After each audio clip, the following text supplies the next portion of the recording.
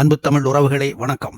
இன்று எனது கருத்து திரு விஜய் பற்றியது. தமிழக வெற்றி கழகத்தின் தலைவரான திரு விஜய் அவர்கள் கட்சி ஆரம்பிப்பதற்கு முன்னர் மேற்கொண்ட அரசியல் முனைப்பானது அண்ணன் சீமானுக்கும் அவரது கொள்கைக்கும் ஆதரவாகவும் தமிழ் இளைஞர்கள் மத்தியில் தனக்கிருக்கும் சினிமா கவர்ச்சியை வைத்து அந்த இளைஞர்களை தமிழ் தேசிய எழுச்சி மனப்பான்மைக்கும் சிறந்ததொரு வலிமை மிக்க அரசியல் கட்டமைப்பை அண்ணன் சீமானுடன் இணைந்து உருவாக்குவதற்கும் பயன்படுத்துவார் என்று பெரும்பாலான தமிழ்நாட்டு மக்கள் எதிர்பார்த்திருந்தார்கள்.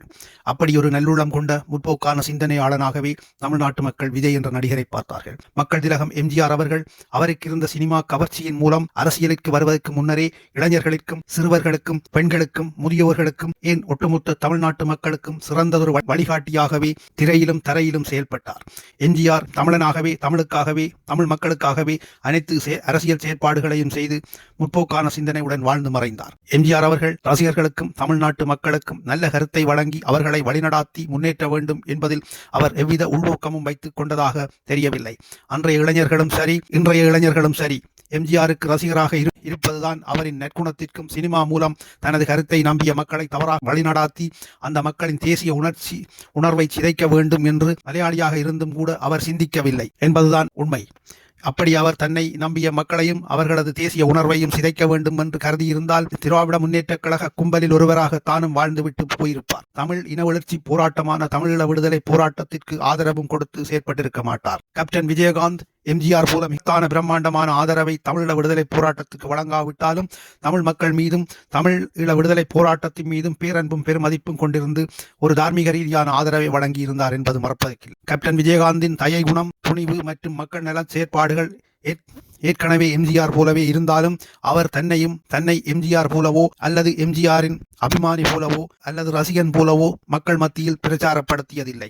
ஆனால் கமலஹாசன், சத்யராஜ் வரிசையை தற்போது நடிகர் விஜய் என்ற புதிய நடிக அரசியல்வாதி தமிழ் தேசிய மனப்பான்மையிலிருந்தும் அண்ணன் சீமானின் இனவெழுச்சி சிந்தனை கருத்தின் மூலமும் தேசிய உணர்வு பெறும் இளைஞர்களை திசை திருப்பி தமிழ் மக்களுக்கு கேடான செயற்பாடுகளை முன்னெடுத்து வருகிறார்.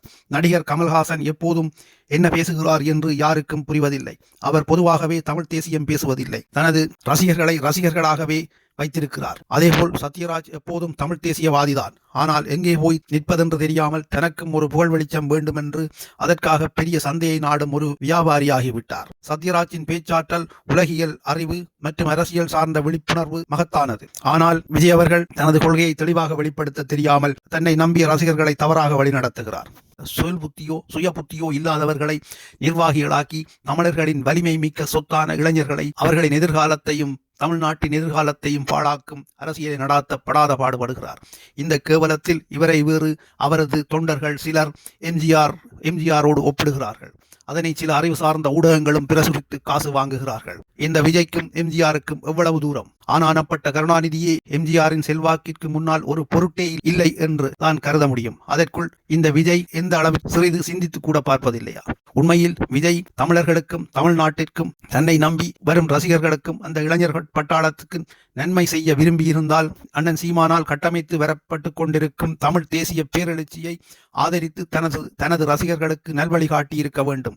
அண்ணன் சீமானின் ஆதரவு கரத்தை பற்றி தமிழ் தேசிய பாதையில் பயணித்திருக்க வேண்டும்.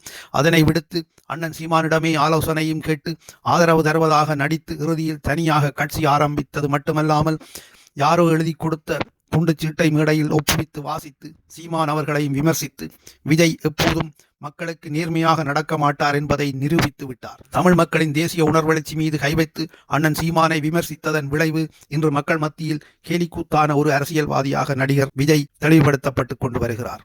இது போதாதென்று கட்சியின் நிர்வாகிகள் அனைவரும் விஜய் போலவே துண்டுச்சீட்டை பார்த்து பேசும் அரசியல் தெளிவு அற்றவர்களாகவே உள்ளார்கள். சிறுபிள்ளை வேளாண்மை விளைந்தும் வீடு வந்து சேராது என்பார்கள். ஆனால் விஜயின் சிறுபிள்ளைத்தனமான அரசியல் விளைச்சல் தருமோ என்பதே சந்தேகம். நன்றி, வணக்கம். இதுபோன்ற எங்களுடைய கருத்துக்களை நீங்கள் கேட்பதற்கு எங்களுடைய சேனலை சப்ஸ்கிரைப் செய்யுங்கள்.